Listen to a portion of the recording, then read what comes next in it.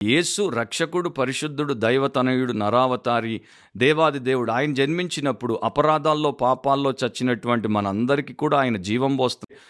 Jesus బర్త్డేతో మనము వేరే వాటిని ఏమి కూడా ఆపాదించకుండా మనకి కేవలం యేసుక్రీస్తు ఆయన యొక్క కన్య గర్భాన జన్మించిన అద్భుత జన్మ, ఆయన జన్మ ద్వారా మనందరికీ రక్షణ, దేవుడికి మహిమ. ఇంత తప్ప మనకి ఇంకా వేరే వాటితో సంబంధమే లేదు.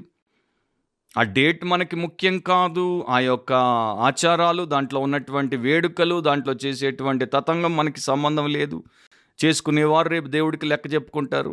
విశ్వాసులు వాక్యానుసారంగా యేసు జన్మించాడు, మన కొరకు జన్మించాడు, రక్షకుడిగా జన్మించాడు. మనము ఒక్కొక్క డినామినేషన్, ఒక్కొక్క చర్చ్ వారి ఇష్టం వచ్చినట్టు సర్వీసులు పెట్టుకుంటారు. ఆదివారము ఒకరు ఉదయం 6 గంటలకు పెడతారు, ఒకరు 8 గంటలకు పెడతారు, ఒకరు 10 గంటలకు పెడతారు, ఒకరు మధ్యాహ్నం 12 గంటలకు పెడతారు, ఒకరు 4 సర్వీసులు పెడతారు. బైబిల్లో ఎక్కడుంది ఇన్ని సర్వీసులు ఈ సమయాలకు పెట్టండి అండ్ ఇంత సమయం పెట్టండి అని స్పెసిఫిక్గా రాయబడి లేదు కదా. క్రిస్మస్ అనేది బైబిల్లో ఉందా? లేదు. సండే సర్వీస్ ఇంత సమయం ఉండాలి, దాంట్లో ఇన్ని పాటలు పాడాలి, ఈ పాటలే పాడాలి, ముందు ఈ ప్రార్థన ఉండాలి, తర్వాత ఆ ప్రార్థన ఉండాలి, ప్రసంగం ఇట్లా ఉండాలి. ఆ వివరాలన్నీ బైబిల్లో ఉన్నాయా? లేవు కదా. సో అట్లా పోదామా? అట్లా పోతే ఇక చాలా మనము చేయాల్సి వస్తుంది, వాటిని చేయలేం. ఎవరో రాశారు ద పావర్టీ ఆఫ్ క్రిస్మస్ అని. క్రిస్మస్లో ఉన్నటువంటి దారిద్ర్యం లేకపోతే పేదరికం ఏంటంటే, మంచిగా దేవుడి సేవకులుగా ఉండాల్సినటువంటి సేవకులు కూడా క్రిస్మస్ని ఒక వ్యాపారంగా మార్చేశారు. క్రిస్మస్లో ఉన్నటువంటి విశిష్టత నరావతారిగా వచ్చినటువంటి దైవ కుమారుడు, లోకానికి రక్షకుడు అని ప్రకటించుట.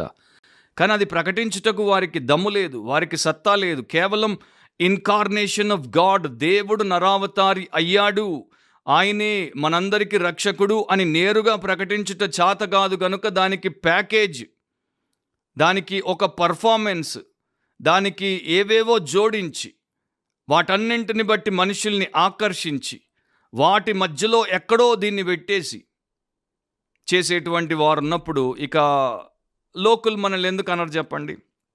అనేవాళ్ళు అంటారు, ఏంటయ్యా క్రిస్మస్ అంటారు, మీరు రికార్డ్ డాన్సులు చేపిస్తున్నారు, ఏంటయ్యా మీరు క్రిస్మస్ అంటారు, అక్కడ క్రైస్ట్ కనపడ్డు శాంటా క్లాసే కనపడతాడు, ఏంటయ్యా మీరు క్రిస్మస్ అంటారు, అక్కడ మీరు 3 గంటల ప్రోగ్రాంలో 2 గంటల 45 నిమిషాలు వీరికి వారికి దీనికి దానికి ఇచ్చారు. ప్రసంగానికి యేసు జన్మ రహస్యం, యేసు జన్మ విశేషం, రక్షణ సువార్త చెప్పడానికి ఆ ప్రసంగికుడికి 15 నిమిషాలు ఇచ్చారు. ఏం క్రిస్మస్ అయ్యా అని అనేవారు ఎంతోమంది ఉన్నారు. ఏళ్లుగా ఈ యొక్క మీటింగ్స్లో ఎన్నో చోట్ల ఎన్నో రకాలుగా మాట్లాడి ఇవన్నీ విన్నవాడినే నేను. సో అలా కాకుండా, ఎందుకంటే ఇప్పుడు డైరెక్ట్గా దేవుడి గురించి చెప్తే, డైరెక్ట్గా నరావతారి, డైరెక్ట్గా పాపుల రక్షకుడు, డైరెక్ట్గా పాప రైతుడు, డైరెక్ట్గా ఆయనే మనందరికీ విమోచకుడు అని చెప్తే ఎవరు వెండ్రు రారు కనుక ఇవన్నీ పెట్టాలి అని పెట్టేసుకున్నారు. అది వారిష్టం. ఎస్సేయిస్ట్ డారథీ సేయర్స్ ఒక మాట అంటుంది, it is the dogma that is the drama. అంటే దీని అంతట్లో కూడా మూల విశేషం ఏంటి అంటే డాగ్మా, క్రైస్తవ విశ్వాస సిద్ధాంతం. యేసుక్రీస్తు నరావతారిగా ఇన్కార్నేట్ అయినటువంటి దేవుడి కుమారుడు. అందమైనటువంటి పద జాలము కాదు, ఆదరించేటువంటి భావాలు కావు, లేకపోతే అస్థిరమైనటువంటి అభిలాషలు కావు, లేక ఎవరినో ప్రోత్సహించేటువంటి పేద పలుకులు కావు. నిజం చెప్పాలంటే ఏ దేవుడైతే లోకాన్ని సృష్టించాడో అదే దేవుడు లోకంలోనికి వచ్చి జీవించాడు. అండ్ ఆ దేవుడే సమాధికి వెళ్ళాడు, మరణమును జయించి, సమాధిని జయించి, పాపమును ఓడించి తిరిగి లేచాడు. అది క్రిస్మస్ స్టోరీ.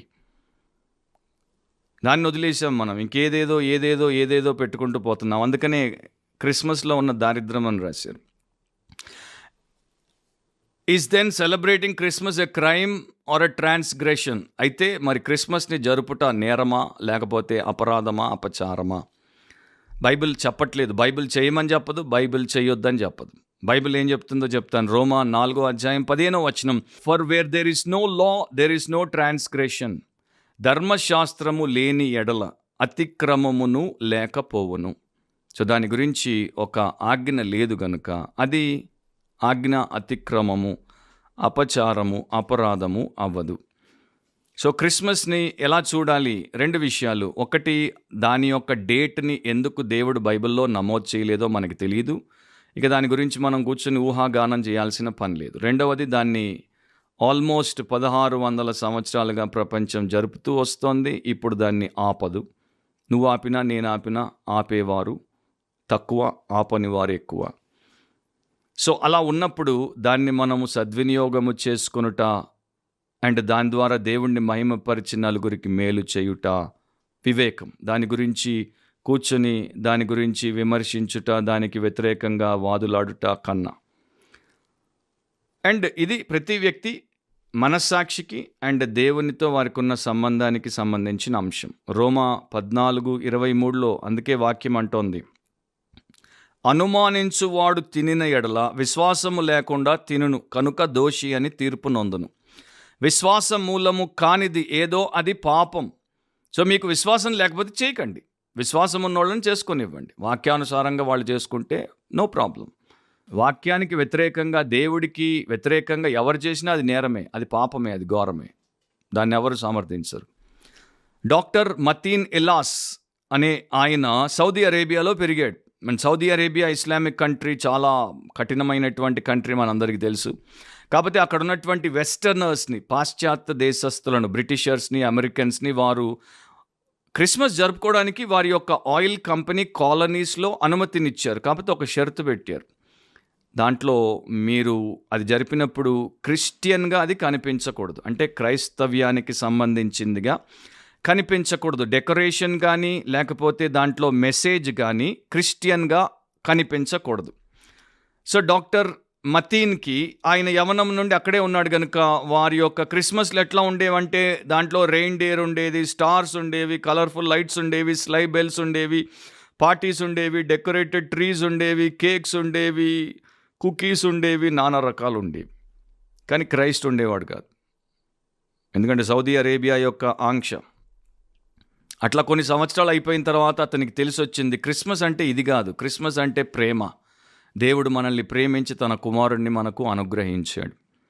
సో ఆయన తన యొక్క పుస్తకంలో ఏమని రాస్తాడు, Christmas is a dangerous time. Christmas ప్రమాదకరమైన సమయం. ఎందుకంటే ప్రమాదం ఏంటంటే ప్రభువును బయట పెట్టేసి ప్రభు లేకుండా అన్ని పెట్టేసుకొని దాంట్లో మనం కొట్టుకుపోవడం, మునిగిపోవడం.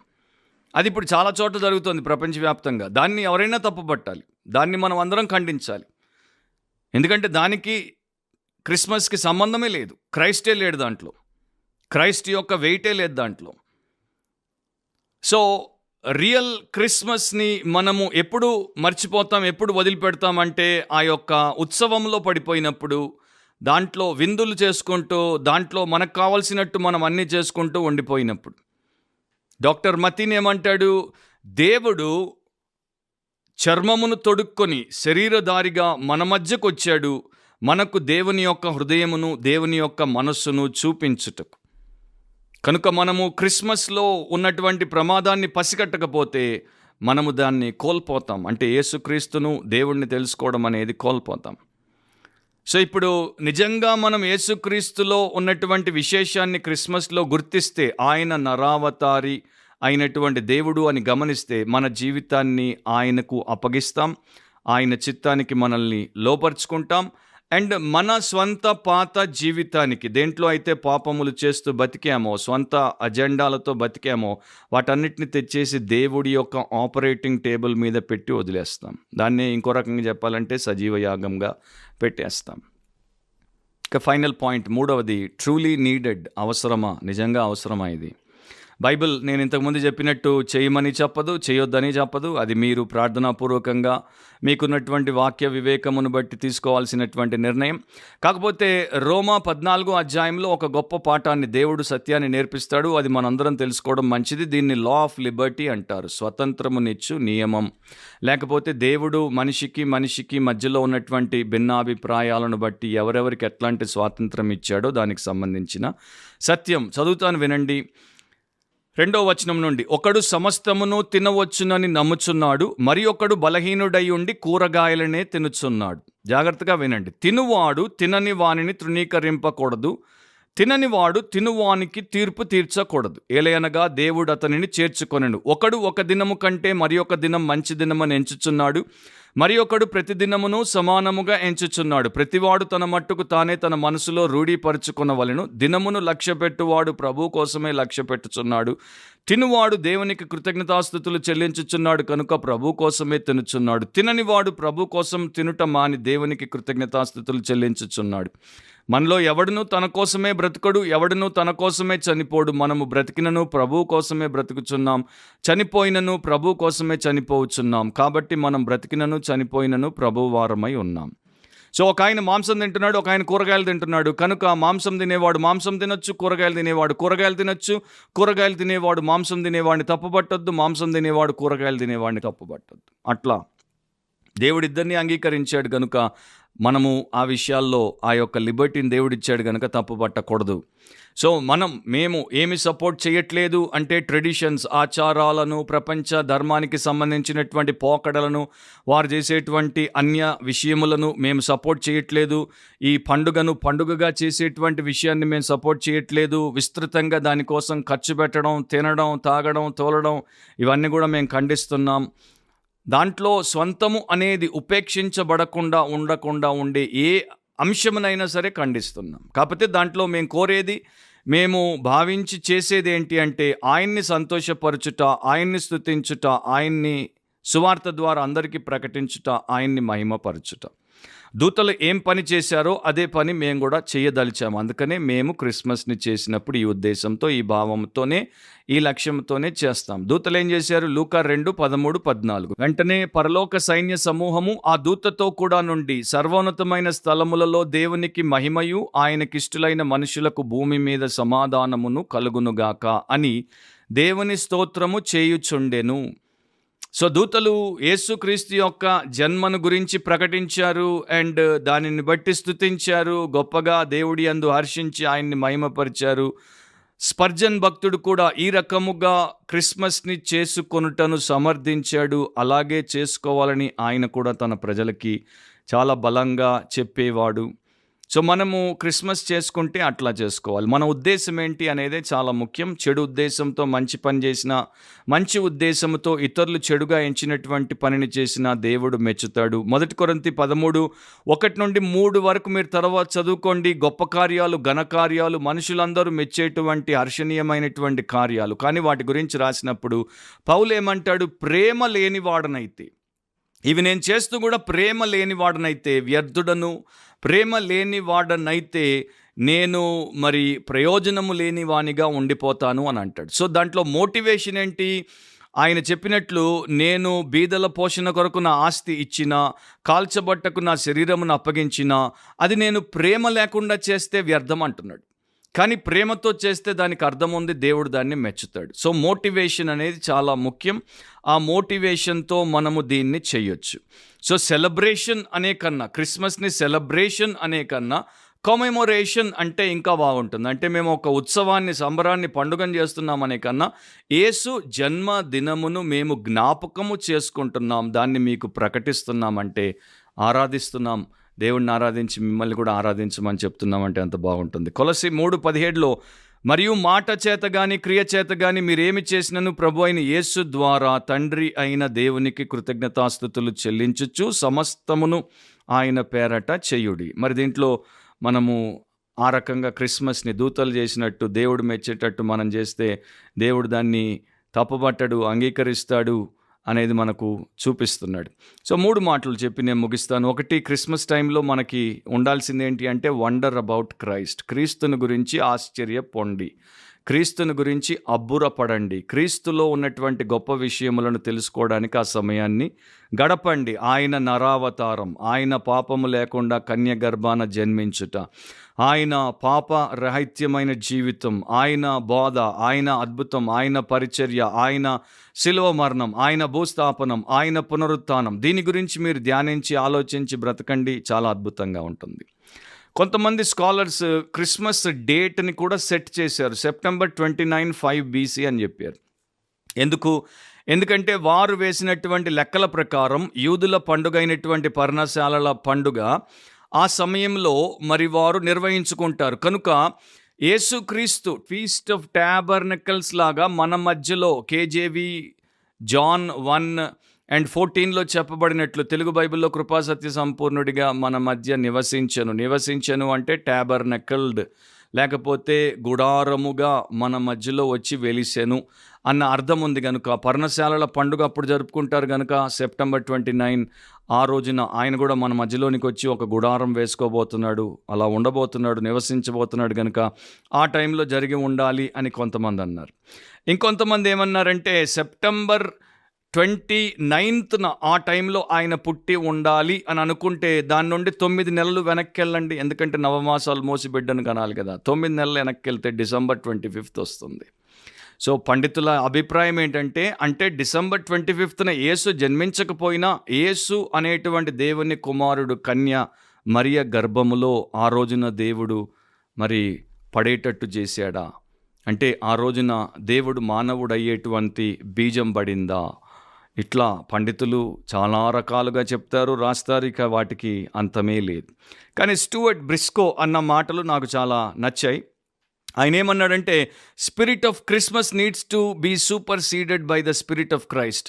క్రిస్మస్లో ఉన్న ఆత్మను క్రీస్తు యొక్క ఆత్మ అధిగమించాలి, దాన్ని పూర్తిగా కప్పేయాలి. క్రిస్మస్ కాదు మనకు కనబడాల్సింది, దాంట్లో మనకు క్రీస్తు కనపడాలి. ఎందుకంటే ఆయన అంటాడు, స్పిరిట్ ఆఫ్ క్రిస్మస్కి అండ్ స్పిరిట్ ఆఫ్ క్రైస్ట్కి మధ్యలో ఉన్నటువంటి వ్యత్యాసాన్ని గమనించండి. Spirit of Christmas is annual, సంవత్సరానికి ఒక్కసారి వస్తుంది Christmas. Spirit of Christ is eternal, క్రీస్తు ఆత్మ నిత్యమైనది. Spirit of Christmas is sentimental, Christmas ఆత్మ మన మనోభావాలకు సంబంధించింది. కానీ spirit of Christ is super natural, క్రీస్తు ఆత్మ అసాధారణమైనటువంటిది. Spirit of Christmas is a human product, Christmas అనేది మానవులు ఉత్పత్తి చేసుకున్నటువంటి అంశము. కానీ spirit of Christ is a divine person, క్రీస్తు యొక్క ఆత్మ దైవ ఆత్మ, దేవుడు అయినటువంటి వ్యక్తి. End of quote. సో రెండవది వర్షిప్ క్రైస్ట్. ఈ క్రీస్తును ఆశ్చర్యపోయి ఆయన్ని తెలుసుకున్న తర్వాత మనం ఆయన్ని ఆరాధించాలి. సో క్రిస్మస్లో అన్నిటికన్నా ముఖ్యంగా ఒక విశ్వాసి వ్యక్తి చేయాల్సింది ఏంటంటే ఆ క్రీస్తును ఆరాధించాలి. జ్ఞానులు ఆయన్ని ఆరాధించి తమ శ్రేష్టమైనటువంటి ఈవులను అర్పించుకున్నారు. ప్రతి విశ్వాసి, భక్తుడు, పరిశుద్ధుడు కూడా ఆయన్ని ఆరాధించి ఆ రారాజుని, ఆ ప్రభువుల ప్రభుని, ఆ భూపతులకు అధిపతిని, మన సమాధానకర్తయగు ప్రభువుని మనము ఆరాధించాలి. ఇమ్మానుయేల్, గాడ్ విత్ అస్, దేవుడు మనతో ఉన్నాడు అన్నది మనం ఎప్పుడు మరవకుండా ఆయన ఆరాధించాలి. ఇక మూడవది విట్నెస్ ఫర్ క్రైస్ట్, క్రీస్తుని గురించి సాక్ష్యము చెప్పండి. ఇంత మహిమాయుక్తుడైనటువంటి యేసుక్రీస్తు మనల్ని రక్షించినట్టు అందరినీ రక్షించాలి. ఎందుకంటే ప్రజలందరికీ కలుగబోవు గొప్ప సువర్తమానమని దూతలు ప్రకటించారు కనుక ఆ సువర్తమానాన్ని మనం అందరికీ సువార్త ద్వారా ప్రకటించాలి. దీన్ని ఎందుకు మనం చేస్తున్నామంటే అందరికీ, సర్వలోకానికి వెళ్ళి సర్వ సృష్టికి సువార్తను ప్రకటించండి. సంవత్సరం అంతా ప్రకటిస్తాం. ప్రతిదినం మనకు క్రీస్తు మనలో జన్మించాడు, జీవిస్తున్నాడు, ఆయన్ని ఆరాధిస్తాం, ఆయన యందు విశేషముగా ఆశ్చర్యపోతూ ఉంటాం. కాకపోతే ఆ సమయంలో మనము సువార్త ప్రకటించుటకు మార్గములు సరళమవుతాయి, ద్వారములు తెరవబడతాయి, అన్యులు వినడానికి రావడానికి సిద్ధంగా ఉంటారు. మిగతా సమయంలో అట్లా వారు ఉండరు కనుక ఆ సమయాన్ని మనం వాడుకోవడం ఎంత ధన్యం. నేను ఇప్పటిదాకా అత్యధికముగా నాన్ క్రిస్టియన్ గ్యాదరింగ్స్లోనే క్రిస్మస్ మీటింగ్స్లో సందేశాలు ఇచ్చాను. సెంట్రల్ గవర్నమెంట్ ఆఫీసుల్లో, స్టేట్ గవర్నమెంట్ ఆఫీసుల్లో, మరి పెద్ద పెద్ద కంపెనీల్లో, లేకపోతే ప్రైవేట్ ఇన్స్టిట్యూషన్స్, లేకపోతే కంపెనీస్, ఆర్గనైజేషన్స్లో, బిజినెస్ ఎస్టాబ్లిష్మెంట్స్లో, లేకపోతే స్కూల్స్లో, కాలేజెస్లో, ఎడ్యుకేషనల్ ఇన్స్టిట్యూషన్స్లో, కాలనీస్లో, లేక వేరు ప్లాట్ఫామ్స్లో ఎవరినైతే మరి అన్యులను వారు ముఖ్యంగా లక్ష్యముగా పెట్టుకొని వారికి ప్రేమ సువార్తను వినిపించాలని తీసుకుని వచ్చి వారికి యేసును గురించినటువంటి సువార్త వినిపిస్తారో అక్కడ దేవుడి వాక్యాన్ని చెప్పగలగడం ఎంత ధన్యత. ఆలోచించండి, ఒక క్రిస్టియన్, ఒక పాస్టర్ ఏ టైంలో పోయి ఒక గవర్నమెంట్ ఆఫీస్లో క్రిస్టియన్ మీటింగ్ని కండక్ట్ చేయగలడు క్రిస్మస్ టైంలో తప్పితే? ఒక హాస్పిటల్లో క్రిస్మస్ టైంలో తప్పితే ఎప్పుడు చేయనిస్తారు? సో అట్లా మీరు ఆలోచిస్తే ఒక మెడికల్ కాలేజ్, ఒక ఇంజనీరింగ్ కాలేజ్లో మనం ఏ రకంగా పోయినా కూడా వారు మనల్ని అక్కడ కనీసం ప్రార్థన కూడా చేయనివ్వరు. కానీ క్రిస్మస్ మీటింగ్ 2-3 గంటలు మనల్ని చేయనిస్తున్నారు. అట్లా వారు ఓపెన్గా ఉన్నారు, లక్షల మంది రక్షించబడుతున్నారు, కోట్ల మంది వింటున్నారు. కనుక దాన్ని మనము సదుద్దేశంతో క్రీస్తును ప్రకటించటకే మా క్రిస్మస్ అనుకుంటే అంత బాగుంటుంది. చివర్లో ప్యాటీ వైట్ బుల్ అనే ఒక యువతి, ఆమె ఆల్బక్వర్కి, న్యూ మెక్సికోలో 16 సంవత్సరాలు కోమాలో ఉంది. కరెక్ట్గా క్రిస్మస్ రోజున ఆమె మేల్కొంది. మేల్కోవడం అందరూ ఆశ్చర్యపోయేటట్టు లేచింది, అందరితో స్పష్టంగా మాట్లాడింది, వాష్రూమ్కి వెళ్ళింది, సొంతగా స్నానం చేసింది, సొంతగా బట్టలు వేసుకుంది, వచ్చింది, భోజనం పెట్టమంది, తిన్నది. ఆశ్చర్యం అందరికీ, ఫ్యామిలీకి, డాక్టర్లకి, వారికి తెలిసినటువంటి వారందరికీ. ఎందుకంటే 16 సంవత్సరాలు ఒక జీవోత్సవంలాగా అట్లా స్పృహలో లేకుండా కోమాలో ఉన్న మనిషి లేచింది. దాని గురించి అక్కడ ఉన్నటువంటి న్యూరాలజిస్ట్ ర్యాండీ చెస్ట్నట్ అనే neurologist, Oregon Health Sciences University neurologist, ఆయన చెప్పాడు ఇది చాలా విచిత్రమే, అసాధారణమైనటువంటిదే. కాకపోతే ఆయన మరి తన యొక్క శాస్త్రీయమైనటువంటి ఒక విషయాన్ని చెప్పే ప్రయత్నం చేశాడు. కానీ దాన్ని ఎవరు పెద్దగా పట్టించుకోలేదు. అందరూ దాన్ని ఎట్లా చూశారు, అందరూ ఎట్లా దాని గురించి మాట్లాడారు, దేవుని స్తుతించారంటే this is a Christmas miracle. చచ్చిపోయింది, కోమాలో ఉన్నది అనుకున్నటువంటి ఆ బిడ్డ క్రిస్మస్ రోజున లేచింది. అట్లాగే చచ్చినటువంటి వారు, పాపాల్లో అపరాధాల్లో చచ్చినటువంటి వారందరూ ఎంతోమంది ఈ క్రిస్మస్లో యేసుక్రీస్తు యొక్క శుభవార్త ద్వారా లేస్తున్నారు, బ్రతికి బాగా దేవుణ్ణి కనపరుస్తున్నారు. సో దానికి మనల్ని మనము అప్పగించుకోవడం, దేవుణ్ణి గనపరచడం, ఇతరులకు మేలుకరంగా ఉండడం ఎంత శ్రేయస్కరం. అది మీ ఇష్టం. క్రిస్మస్ చేయాలా వద్దా మీ ఇష్టం. మీరు ఏ రకంగా దేవుణ్ణి గనపరచాలనుకుంటున్నారో అది మీ ఇష్టం. సో మీరు చేయకపోతే చేయండి అనము, చేయనందుకు మిమ్మల్ని తప్పుపట్టము. అలాగే చేసేవారు మంచి ఉద్దేశంతో వాక్యానుసారంగా కేవలం దేవుడి మహిమ కొరకే చేసేవారిని మీరు కూడా తప్పుపట్టకుండా, ఖండించకుండా ఉంటే అది చాలా బాగుంటుంది, బేష్గా ఉంటుంది. సో ఇలా మనము ఒక అవగాహనతో దేవుణ్ణి మహిమపరచుటకు ఇది ఒక అద్భుతమైనటువంటి అవకాశంగా వాడుకుంటే లోకానికి రక్షణ అండ్ సంఘానికి రూపాంతరం, ఎంతో గొప్ప క్షేమం. దేవుడు అలాంటి కృప మనందరికీ అనుగ్రహించునుగాక.